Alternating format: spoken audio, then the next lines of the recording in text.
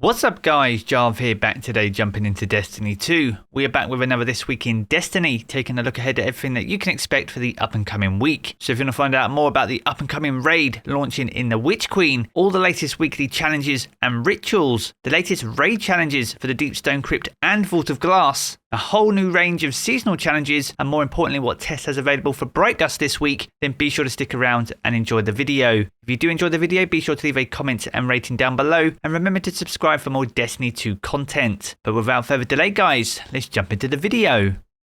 Now this week's episode is brought to us by Apex Gaming PCs, our official channel partner. If you're in the market for a brand new gaming PC and want more bang for your buck, then be sure to check them out. Not only do we have a full Jarv range of gaming PCs for you to choose from, you can fully customize these to meet your exact specifications. And further still, if you use code Jarv at checkout, you can get an additional 5% off. So if you've been in the market to upgrade your PC or build an entirely new one, then be sure to check them out, and I'll leave our dedicated link down in the video description below. Now jumping back into This Week in Destiny, this week marks week 2 of Season of the Risen, and this also sees the launch of the Vow of the Disciple, which is the new raid launching in the Witch Queen. This launches on the 5th of March at 10 AM Pacific, which is 5 PM UK time. Now Bungie have confirmed there will be a contest modifier active for this raid, with power levels being capped at 1530. So Vow of the Disciple will be one of the most accessible day 1 raids we've ever seen in Destiny 2. So if you're looking to jump in on day 1 on the 5th of March, be sure to get your teams together, and good luck if you're going for that world's first. Now we're going to kick off this week by looking at our weekly challenges. We have a new weekly mission, which will be the Ghosts mission. This is the second campaign mission from the Witch Queen. And with that you get access to a hero, legend and master version of the mission, offering additional sources of Ascendant alloy. It's one of the best places to farm this essential crafting material. Now if you don't have access to this as a weekly mission, you'll need to upgrade Finch over on the Throne World to ensure you can gain access to it. We made a guide showing how you can level him up really fast and gain access to some really important Throne World loot. If you haven't checked out that video, be sure to do so, and I'll leave the link to that down in the video description below. Now next up we're going to take a look at Wellspring. Now this alternates between attack and defend on alternate days, but it also has 4 exclusive weapons. These are the Come to Pass Auto Rifle, the Tarnation Heavy Grenade Launcher, the Fell Taradiddle Bow, and also the Father's Sins Sniper. Now these 4 weapons rotate through the alternating attack and defend versions of Wellspring, so with that in mind we'll see Wellspring defend alongside the Father's Sins Sniper Rifle upon this week's weekly reset. If you're seeking out the Come to Pass Auto Rifle and the Tarnation Heavy Grenade Launcher, these will be available on Wednesday and Thursday prior to the raid on Saturday. So if you're looking to get some of those quests done to ensure you can get your hands on some of those exotic glaives once they become available,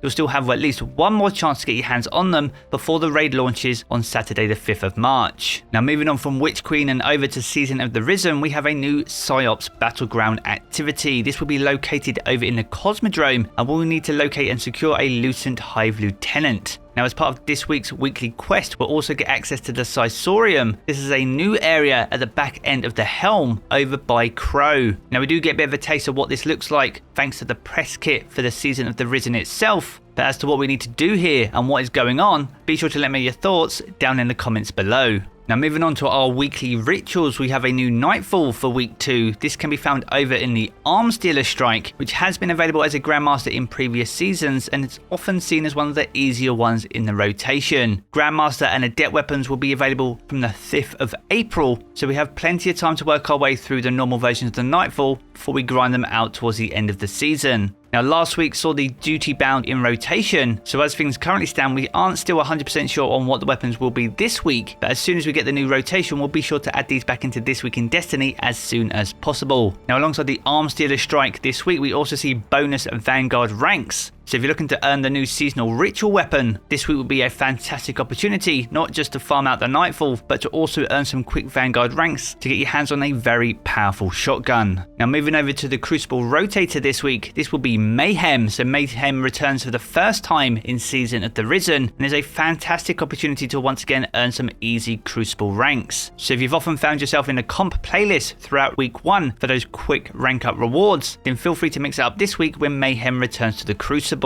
Now next up we have raid challenges. Now with the launch of the Witch Queen, both Deepstone Crypt and Vault of Glass offer powerful rewards. So if you're on a power grind, both of these raids are very valuable to you. Now starting off with the Deepstone Crypt, the raid challenge for this week is the Core 4 challenge. This is the 4th encounter, which is Taniks Phase 2. Now by completing this challenge you'll get an extra raid chest offering additional powerful rewards. Now to complete this challenge, Guardians must dunk all 4 cores before the DPS phase starts. Now for most experienced raid teams, this is the normal strategy when it comes to dealing with Taniks in Phase 2. Instead of using the scanner buff to identify where the cores need to go, you can dunk all 4 cores in the available slots instead. It allows for a longer DPS phase, increasing your chances of a 1 phase on Taniks. Now moving over to the Vault of Glass, the raid challenge for this week can be found over in the Templar encounter. This is called the Out of Its Way challenge, and to complete this you simply have to stop Templar from teleporting. Once again, much like the Deepstone Crypt, if you can complete the raid challenge you'll get an extra raid chest offering additional powerful rewards. Now if you do run this on the Master difficulty though, you do have the opportunity to get the Time Loss weapon for this week, which is the Fatebringer Time Loss weapon. It needs no introduction and is one of the best, if not the best, 140 RPM hand cannon available in the game. So if you've managed to get your power level high enough to challenge yourself with the Master difficulty, then the Fatebringer is up for grabs this week. Now next up we're going to take a look at seasonal challenges. We have 10 weeks worth of seasonal challenges for Season of the Risen, and in week 2 we get 10 brand new challenges. One of those is called Operation Elberus week 2,